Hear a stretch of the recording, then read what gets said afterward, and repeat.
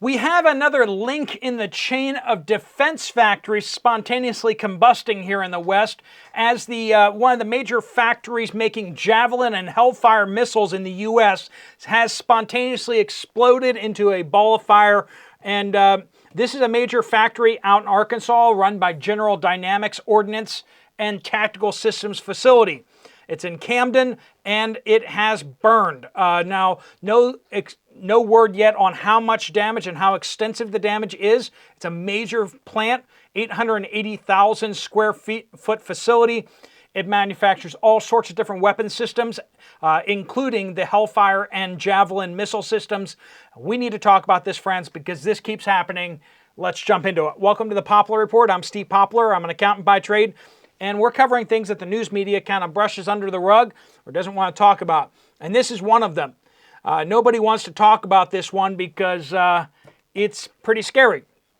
The fact that our defense contractors have condensed the production of certain missile systems and artillery systems into just a few factories in order to save money has at the same time made them much more susceptible to being attacked through sabotage or through any other means. And this is not the first missile factory that has spontaneously combusted recently. Security officials in Germany have now accused Russia openly of setting fire to their missile factory in Berlin. That's kind of awkward.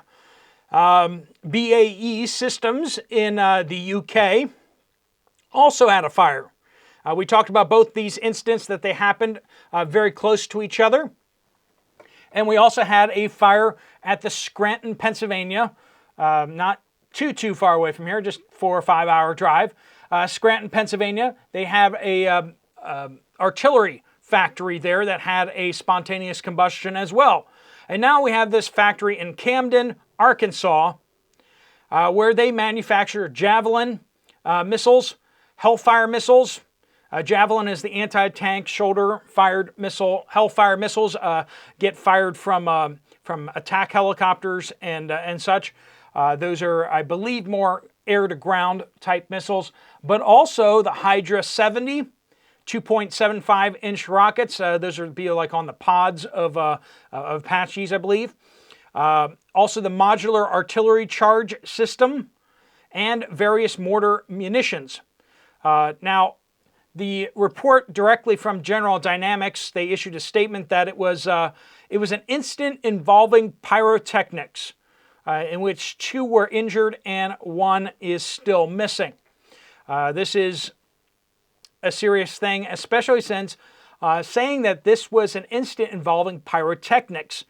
That does kind of leave open the door of, you mean the pyrotechnics that you were working on? Or someone brought pyrotechnics to the facility, like an incendiary grenade or something along those lines. But the video out there is pretty startling.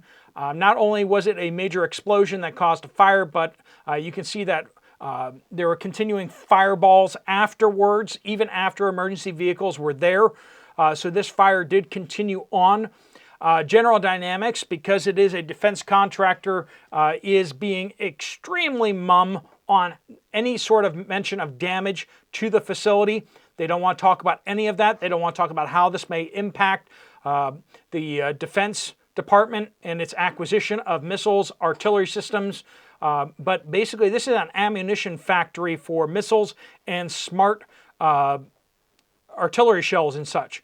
So this is a critical facility for the United States. We're already running low on missiles. We're already running low on we're giving all of our javelins away to the country in the Eastern Europe that we're not allowed to talk about. And we have a shortage of them. And we've had multiple people inside the Defense Department come out and say that we're giving away all of our ammunition. We're giving away too many missiles. We don't have enough missiles for ourselves now. And that's a serious charge. And so you know that production has been scaled up to try to increase production. So there is always the possibility that these facilities are spontaneously combusting because they've started working the factories 24/7. It could be because they have more more teams in there with less downtime, less maintenance on the systems, that this could be happening. But the fact that we had the fire and explosion in the missile factory in Berlin, and then we have the one in the UK, BAE Systems, as well as the fire at Scranton, and then you add this on top of it for just recently, in the last month and a half or so, this is a serious line. This is a growing problem. And we've talked about bringing all these people in from the outside, from other places that we don't have any vetting on. What's to stop a Russian coming across the border and claiming to be, an Indian or claiming to be, from Ukraine or from somewhere else? He doesn't have documentation, and we just take his word at face value of what his nationality is, and we take his word on what his name is. And so we have foreign agents coming into the country, and the question is with these factories desperate to hire workers, who are some of the most eager people to work at these factories? The people that want to sabotage them. And I know that they do Defense Department screenings, they do background checks and everything like that, but the simple fact is that we really don't know who these people are, and we have a lot of people coming into our country, whether they're working at these plants or whether they're just looking to infiltrate and damage these plants. We don't know, and we don't have the capability of defending ourselves from everybody in the United States. And we think it's absolutely critical that Americans have the ability to defend themselves against not only the government, but any foreign aggressors, even if they do have pieces of paper saying by the federal government that they can be here and they can work. Doesn't change the fact that they're from foreign countries and they're a foreign invader. We need to be able to protect ourselves. But the problem is that these same laws are giving these people the ability to purchase boomsticks themselves. And that's not wise to allow foreigners to come into our country and purchase weapons. Because, need I state the obvious? That if people invade your country and then they arm themselves, that they are a standing foreign army on our soil. And that's concerning. And with these defense plants spontaneously combusting, how long until our power grid starts spontaneously combusting? How long until other infrastructure? We've already seen hacking attacks on our water treatment plants, but we also have the potential for physical attacks on our water treatment plants. The Pacific Crest Trail is a great trail to walk, and I've wanted to hike it for a very long time. After completing the Appalachian Trail, that was a natural thing to start thinking about. But part of that trail, you walk along the aqueduct that feeds into Los Angeles. The pipe is covered, but in some places it's not covered. But you walk along the pipe. You could literally just punch a hole in it and put whatever you wanted in there. And there's nobody to stop you. And this is for miles and miles and miles, right? And so there's a question right there of are we really able to protect our water supply systems from people who are intent on damaging and to harm us? We have all these people here. Some of them are here to get good jobs and to send money home, which isn't a great boost to our economy. People making money here and then sending it out of the country. But at least they're coming to do good work, right? Hopefully. But we have people coming here who mean us harm, who come here to do criminal purposes.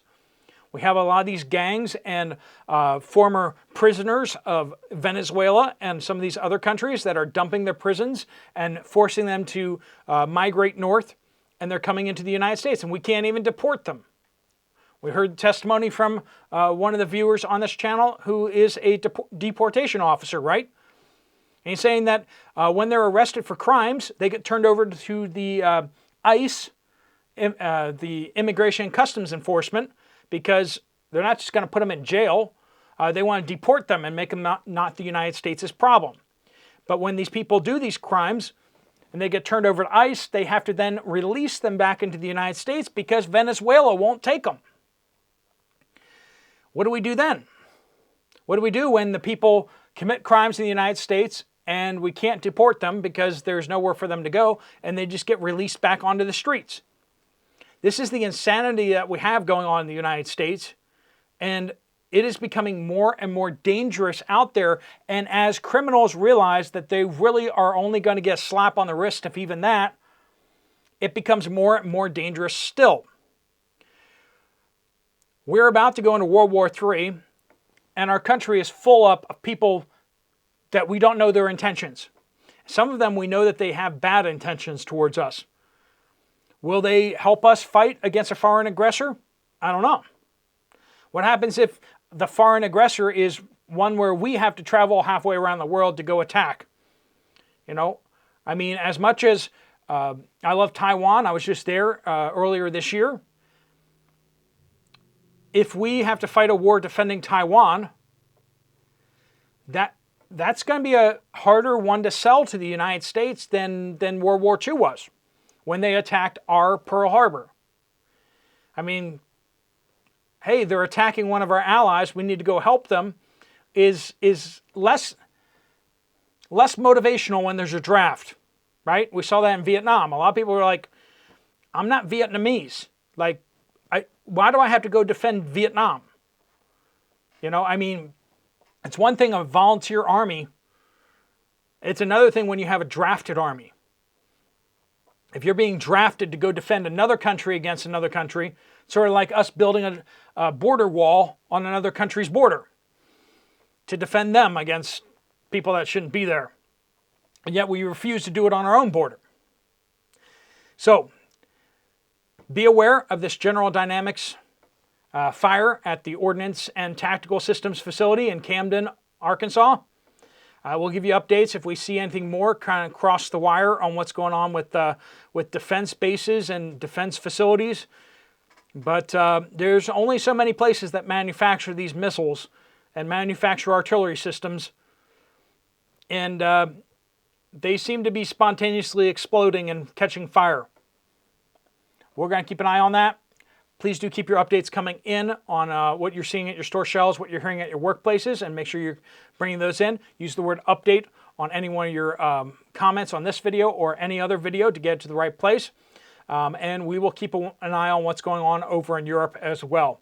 All right, friends, keep prepping, keep getting prepared because things are starting to go sideways out there. Thanks so much for watching. If you want to check out another video from this channel, there's one right up here. I'll see you over there, or I'll see you guys later. Steve Poplar of the Poplar Report out.